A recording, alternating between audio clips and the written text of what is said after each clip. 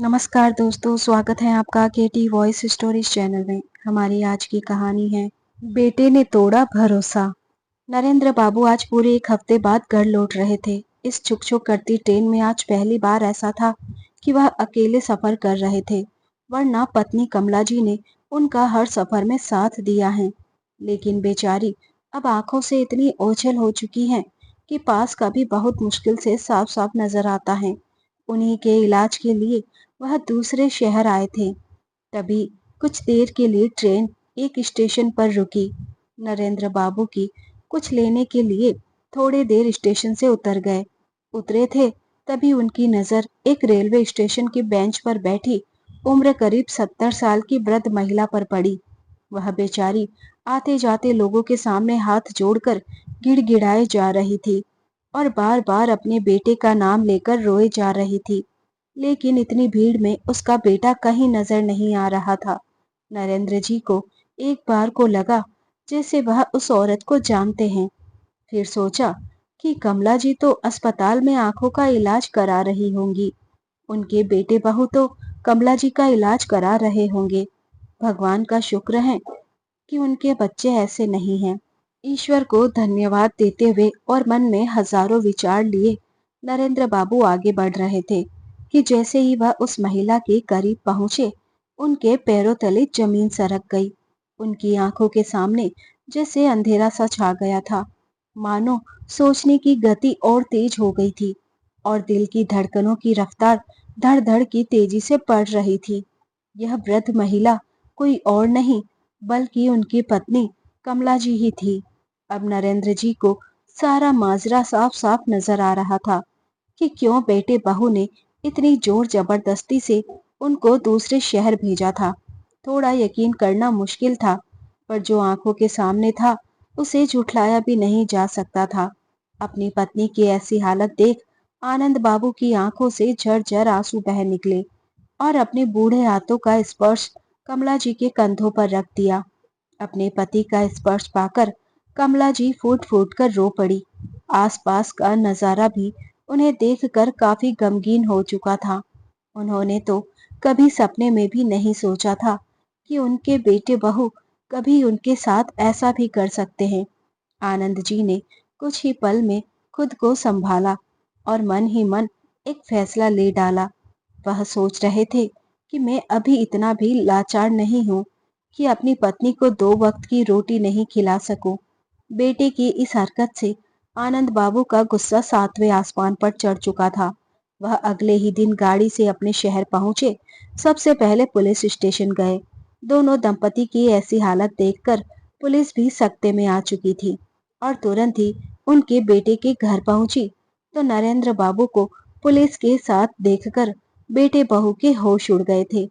उन्हें यकीन ही नहीं हो रहा था कि माँ पापा आखिर दोनों मिल कैसे गए। कितनी मुश्किल से उन्होंने कमला जी से पीछा छुड़ाया था। अरे माँ, आप कहाँ चली गई थी? बेटा आगे बढ़ता हुआ कमला जी की तरफ बढ़ा तो नरेंद्र बाबूजी ने खींचकर 2 तमाचे अपने बेटे के गाल पर जड़ दिए। खबरदार, जो आगे बढ़े तो। तुम्हारी हिम्मत कैसे हुई मेरी पत्नी के साथ ऐसा व्यवहार करने की? पापा जी, सासू माँ को हमने रोकने की बहुत कोशिश की। हम भी 2 दिन से बहुत परेशान हैं। लगातार उनको ढूंढने की कोशिश कर रहे थे। इनका तो अपनी माँ के बिना रो रो कर बुरा हाल हो रहा था। यहाँ तक कि जब से सासू माँ गई हैं, एक निवाला भी हमारे मुंह से नहीं गया है। बहू के ऐसे घड़ियाली आंसू देखकर नरेंद्र बाबू ने एक झापड़ बहू के गाल पर रख दिया और इधर उधर नजर दौड़ाई तो देखा डस्टबिन में कोल्ड ड्रिंक के गिलास और पीछे के खाली डिब्बे पड़े थे। नरेंद्र बाबू गुस्से में बेटे का कॉलर पकड़ते हुए बोले, क्या कमी रह गई थी हमारी परवरिश में जो तुमने हमें इतना बड़ा धोखा दिया? खुद भूखे प्यासे रहे, लेकिन तुम्हें कभी किसी चीज के लिए तुम्हारा मन नहीं मारने दिया। पापा जी, कैसी बातें कर रहे हैं आप अपने बेटे से? आप जानते हैं ना कि आज वह कितने बड़े अफसर हैं। उनकी भी शहर में इज्जत है। आप उनसे ऐसी बातें नहीं कर सकते। खबरदार बहू, अगर आज बीच में बोली तो मैं अपने बेटे से बात कर रहा हूँ। नरेंद्र बाबू ने गुस्से में बहू की तरफ उंगली दिखाते हुए कहा। तो अमिता चुपचाप एक तरफ खड़ी हो गई। जानता हूँ बहुत बड़ा अफसर बन गया है तू, लेकिन इस बात की हैसियत के सामने हमेशा छोटा ही रहेगा। तुम्हारे इसी अफसर पति को जो बचपन में डॉक्टर ने दिल में छेद बता दिया था, तो हमने तो इससे पीछा छुड़ाने के लिए इसको किसी सड़क पर नहीं छोड़ा, किसी गटर में नहीं फेंका, बल्कि जब डॉक्टर ने भी मना किया कि आपका बच्चा ज्यादा दिन जीवित नहीं रह पाएगा, तब कमला जी ही थी जो डॉक्टर के साथ साथ भगवान से भी लड़ रही थी। और आज वही अफसर बेटे को माँ की आंखों के ऑपरेशन के इलाज के लिए थोड़े से पैसे क्या खर्च करने पड़ गए, वह उससे पीछा छुड़वाने के लिए स्टेशन पर भटकने के लिए छोड़ आया। क्या इसी दिन के लिए माँ बाप औलाद मांगते हैं? अगर मैं आज बीच स्टेशन पर नहीं उतरा होता, तो कमला जी ऐसे ही भटकती रहती। यह सोचकर भी नरेंद्र बाबू की रूह कांप उठी। नरेंद्र बाबू एक इज्जतदार इंसान थे। लोगों की मदद करना उनकी खूबियां थी। वह एक छोटी सी नौकरी करते थे और साथ में अपनी खेती बाड़ी भी संभालते थे। बेटे को पढ़ा लिखा कर इस लायक बनाया कि वह आज एक कामयाब इंजीनियर है। शादी के बाद बेटा बहू दूसरे शहर में जाकर शिफ्ट हो गए थे और कमला जी और नरेंद्र बाबू उसी गांव में रहते थे। एक दिन नरेंद्र बाबू अपने बेटे से फोन करके बोले थे, बेटा सुरेश, कहीं दूसरे बच्चों की तरह तुम हमें भूल तो नहीं गए हो? जब तक हम हालचाल नहीं पूछते हैं, तुम फोन भी नहीं करते हो। तुम्हारी माँ कह रही थी, कहीं हमारे इकलौते बेटे ने हमें छोड़ तो नहीं दिया। देखो, अपनी माँ की शंका को दूर करो और कुछ रोज के लिए आ जाओ। बच्चों से मिले हुए भी कितना समय हो गया है। नरेंद्र जी अपने बेटे सुरेश से कहते हैं। सुरेश बोला, पापा, इन्हीं सब कारणों से मैं बोला था कि रिटायरमेंट के बाद शहर में घर ले लेते हैं। आपने मेरी एक नहीं सुनी। अब देखिए, मैं किराए के मकान में रह रहा हूँ और आप गांव में रह रहे हैं। मैं काम धंधा छोड़कर कितनी बार गांव आऊंगा? बच्चों के ट्यूशन स्कूल होते हैं, वह छोड़ना नहीं चाहते। अब आप बताइए, मैं बेटे का फर्ज निभाऊं या पिता और पति का फर्ज निभाऊं? नरेंद्र बाबू एक पल को चुप हो गए, फिर बोले, बेटा, तुम तो ऐसे कह रहे हो जैसे मैं कभी पति और पिता था ही नहीं। आखिर हमने यह सब कैसे मैनेज किया था? मानता हूँ तुम्हारी जिम्मेदारियां बढ़ गई हैं, तो क्या तुम अपने माता पिता को भूल जाओगे? सुरेश बोला, ठीक है पापा, मैं शनिवार को आता हूँ, पर मैं अकेला आऊंगा और इस परेशानी का कोई हल निकालते हैं, क्योंकि बार बार आना जाना अब मुझसे संभव नहीं होगा। इतना कहकर उसने फोन रख दिया। जैसे ही सुरेश ने फोन रखा, उसकी पत्नी अमिता बोली, क्या बात हो गई? क्या बोल रहे थे ससुर जी? सुरेश ने सारी बात बताई तो अमिता बोली, फिर आपने क्या सोचा है? क्या उन्हें यहाँ लाकर रखेंगे या आप वहां जाकर रहेंगे? क्योंकि मैं और मेरे बच्चे तो गांव जाने से रहे। तो सोच समझकर सुरेश बोला, तुम तो मुझे और दुविधा में डाल देती हो। मैं कब बोला कि वहां जाकर तुम सबको रहना होगा? पर इस परेशानी का कोई तो हल निकालना होगा, क्योंकि गांव में क्या है यह बस पापा जी जानते हैं। कल को अगर उन दोनों को कुछ हो गया तो मुझे तो मालूम ही नहीं कि गांव में कितनी संपत्ति है। यही सब सोचते हुए सुरेश मन में योजना बनाता हुआ दफ्तर के लिए निकल गया। 2 दिन बाद सुरेश अपने गांव पहुंचा। बेटे को देखकर माता पिता की आंखों की चमक आ गई। माँ ने आगे बढ़कर बेटे को गले से लगाया तो सुरेश बोला, माँ, यह क्या कर रही हो? यह देखो, आपके हाथ कितने गंदे थे।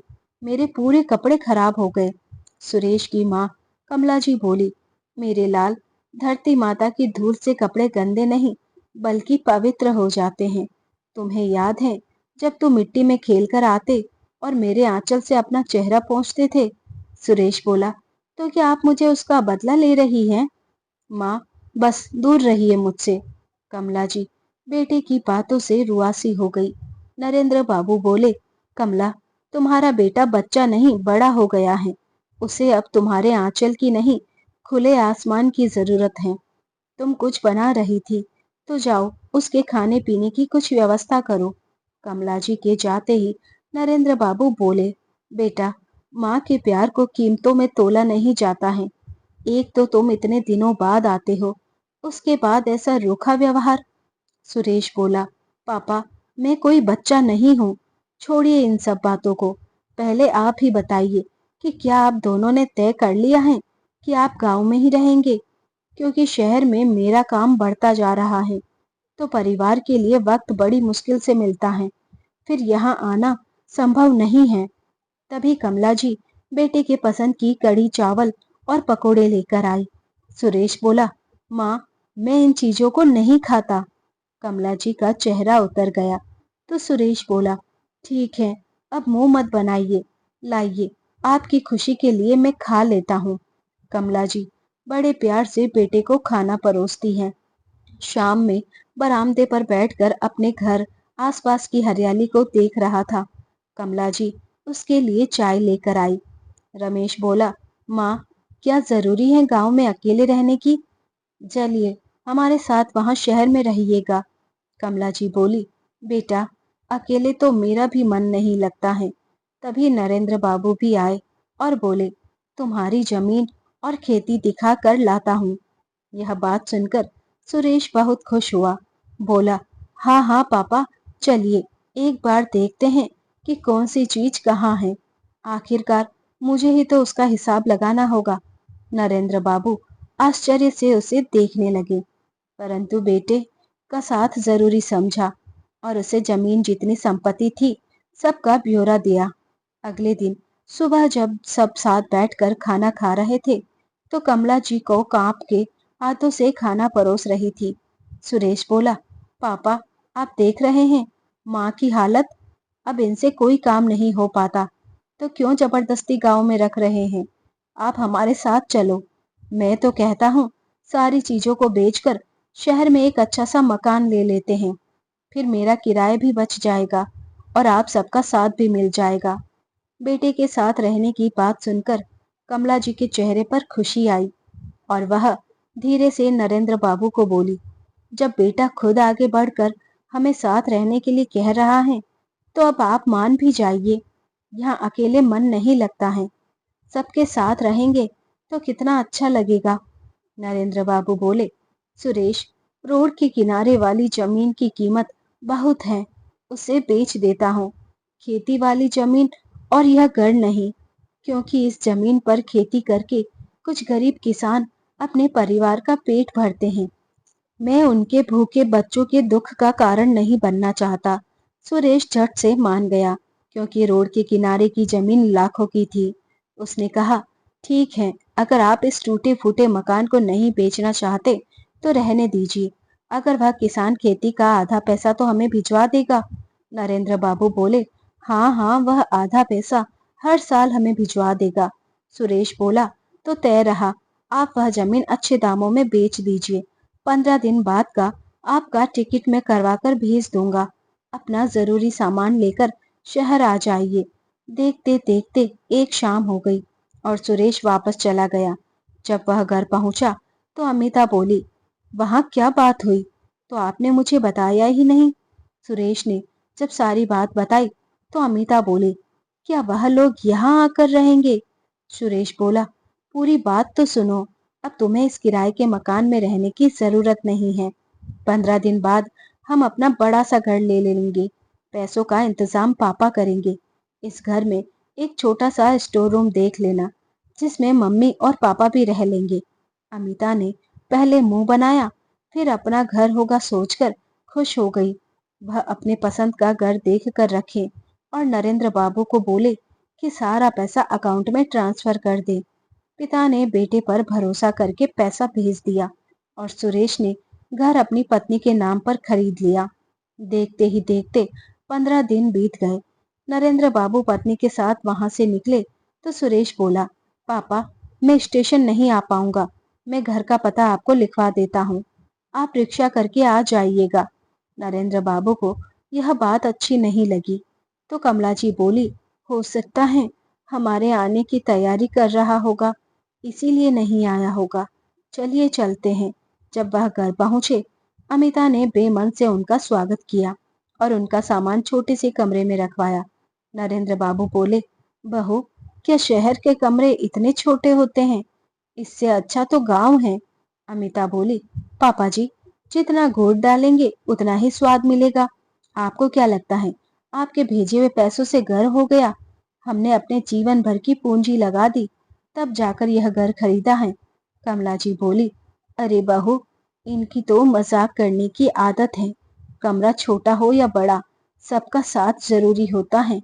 अमिता बोली, मम्मी जी, ऊपर हमारा और बच्चों का कमरा है, नीचे यह आप लोगों का और एक गेस्ट रूम है। अब इससे ज्यादा खर्च करने की हमारी औकात नहीं है। इतना कहकर अमिता चली गई। जैसे तैसे उस कमरे में दोनों ने अपना सामान रखा। 1-2 महीने तक आओ भगत हुई।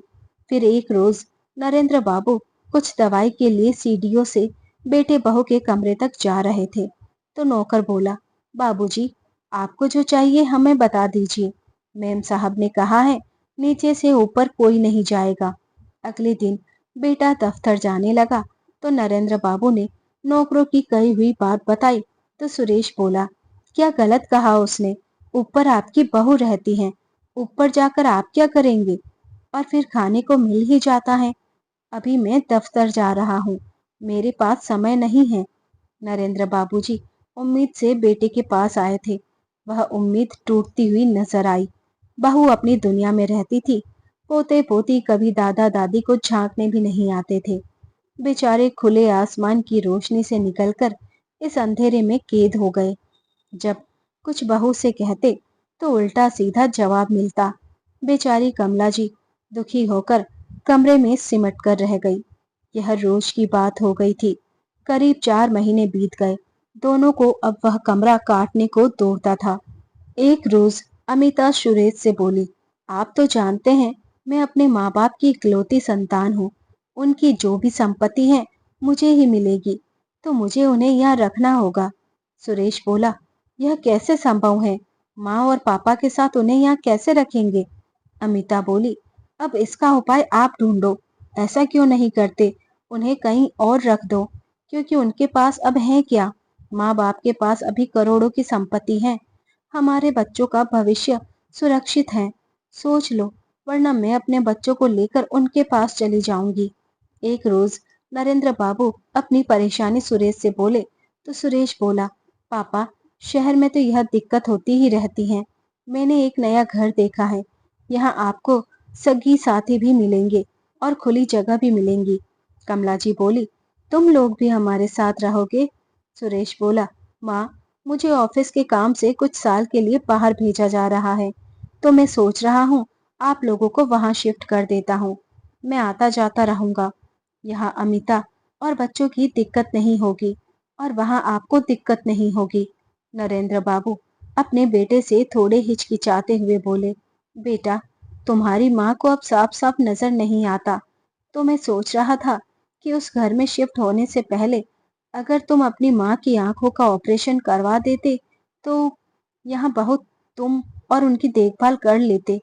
यह सुनकर बेटे का माथा ठनक गया। बेमन ढंग से बोला, ठीक है पापा, पर मेरे पास अभी इतने पैसे नहीं हैं। तो आप ऐसा करिए, गांव का जो एक जमीन का टुकड़ा बचा है, इतने में माँ के ऑपरेशन की तैयारी करवाता हूँ, आप उसे बेच कर आइए। बेटे की बात सुनकर नरेंद्र बाबू खुश हो गए और अगले ही दिन गांव के लिए रवाना हो गए थे। माँ बाप ने आंख मूंद कर बेटे पर भरोसा किया। अगले दिन बेटा दफ्तर से लौटा और उनका सारा सामान बांधने लगा। कमला जी ने शक की दृष्टि से देखा तो सुरेश बोला, बार बार यहाँ सामान लेने के लिए आइएगा तो बेकार में अमिता से मनमुटाव होगा। रात के 9 बज रहे थे। सुरेश कमला जी को बोला, चलिए माँ, आपके ऑपरेशन की तैयारी हो चुकी है। कमला जी बोली, बेटा, इतनी रात को तो? सुरेश बोला, माँ, आप जानती हो दिन में मुझे टाइम कहाँ मिलता है, काम भी देखना होता है। कमला जी बेटे के साथ चल दी। आसपास घनघोर अंधेरा था। वह लिख पढ़ नहीं पाई। सुरेश उनको एक कंबल देकर बोला, माँ, आप यहाँ बैठिए, मैं पैसे जमा करवा कर आता हूँ। जैसे ही आपका नंबर लगता है आपको दाखिल करवा दूंगा। मैं आपका बाकी का सामान लेकर आता हूँ। कुछ देर बाद वह किसी अनजान व्यक्ति से बोली, मेरा बेटा अभी तक नहीं आया, क्या आपके आसपास कहीं दिखाई दे रहा है? लंबी काठी का रंग गोरा सा है, स्टेशन मास्टर हंसकर बोले, अम्मा, यहाँ बच्चे माँ बाप को जब छोड़ जाते हैं तो लौट कर नहीं आते हैं। उसकी बात सुनकर कमला जी के पैरों से जमीन खिसक गई। कमला जी का रो रो कर बुरा हाल हो रहा था। नरेंद्र बाबू ख्यालों से बाहर आए तो बेटे को झंझोड़ते हुए बोले, क्या इसी दिन के लिए तुम्हें पाल पोस कर बड़ा किया था? शर्म नहीं आई तुम्हें अपनी अंधी माँ को स्टेशन पर छोड़कर जाते हुए? अगर आज मैं नहीं मिलता उसे तो वह जिंदगी भर भटकती फिरती। इंस्पेक्टर साहब, मैं नरेंद्र बाबू अपने बेटे बहू पर माँ बाप को प्रताड़ित करने का केस दर्ज कराता हूँ। और हाँ, जितने भी पैसे मैंने तुम्हें दिए हैं वह तुरंत मुझे अभी के अभी वापस करो। सुरेश कमला जी के पैरों में गिर गया। माँ, देखिए ना पापा को क्या बोल रहे हैं। आप तो एक बेटे की मजबूरी समझ सकती हैं। कमला जी दृढ़ संकल्प होकर बोली, जब एक बेटे ने अपनी माँ की मजबूरी नहीं समझी तो एक माँ भी अपने बेटे की मजबूरी क्यों समझेंगी। आज मैं किसी की माँ नहीं बल्कि नरेंद्र बाबू की पत्नी हूँ। मैं खुद तुम जैसी औलाद का त्याग करती हूँ। इतना कहकर कमला जी ने अपने कदम पीछे हटा दिए। नरेंद्र बाबू बोले, इंस्पेक्टर साहब, ले जाइए इन दोनों को। आज से हम दोनों का इनसे कोई रिश्ता नहीं। दोनों बहू बेटे नरेंद्र बाबू के आगे गिड़गिड़ाते रहे, लेकिन नरेंद्र बाबू नहीं माने। 2 दिन बाद बेटे ने उनके पैसे वापस किए तो वह अपनी पत्नी को लेकर वापस गांव आ गए और फिर से वही खेती बाड़ी करके अपना गुजारा करने लगे। थोड़ी मेहनत करते थे तो क्या हुआ, कम से कम सम्मान से तो रहते थे। दोस्तों, ये थी हमारी आज की कहानी। उम्मीद करती हूँ पसंद आई होगी। ऐसी और कहानियाँ सुनने के लिए बने रहिए हमारे साथ, अपना प्यार और सपोर्ट दीजिए। चैनल पर नए हैं तो सब्सक्राइब कीजिए, साथ में बेल आइकन प्रेस कीजिए। वीडियो को हाइप करना ना भूलें। धन्यवाद।